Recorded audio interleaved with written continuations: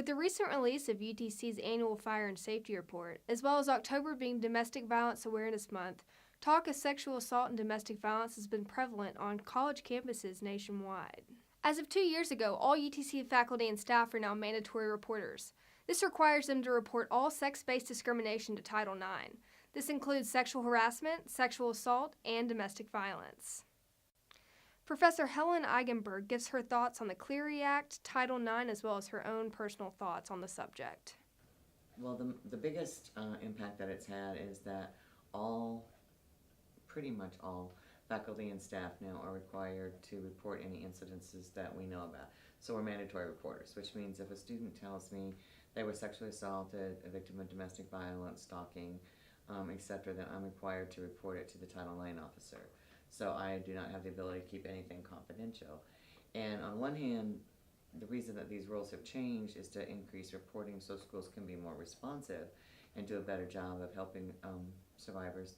But on the other side, it means that when students want to talk to me in confidence, I can't guarantee them that anymore.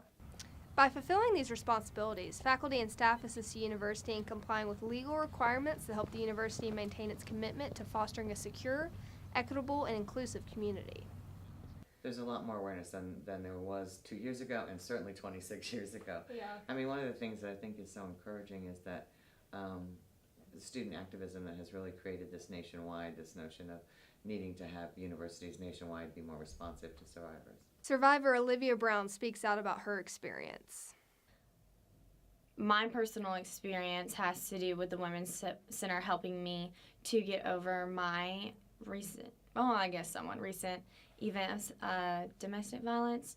So you can kind of go there and get counseling, and then, you know, once you realize that you transform from victim to survivor, they have things that can help you cope with what happened to you, such as events, and then you can help plan and make a difference, because I believe it's very important that after something traumatic like that happens to you, you have to do something good, because it was something bad that happened. So I believe everything happens for a reason, and I think the reason that happens to some women, if I could think of any reason at all that it should happen, but it's for you to make a difference and empower other women and kind of make a recognition of that's not okay. And unfortunately, you have to be an example sometimes. Yeah. So, I mean, the only way to make light of it is to get involved and empower other women to not let that happen to them. You are able to have knowledge of red flags and things that other women should look out for to protect themselves. The Women's Center at UTC is a great place for survivors of sexual assault and domestic violence to get help. Yeah, it offers a lot of educational resources and counseling resources and resources to help you get involved in pretty much every aspect of recovery. You could consider that the Women's Center offers.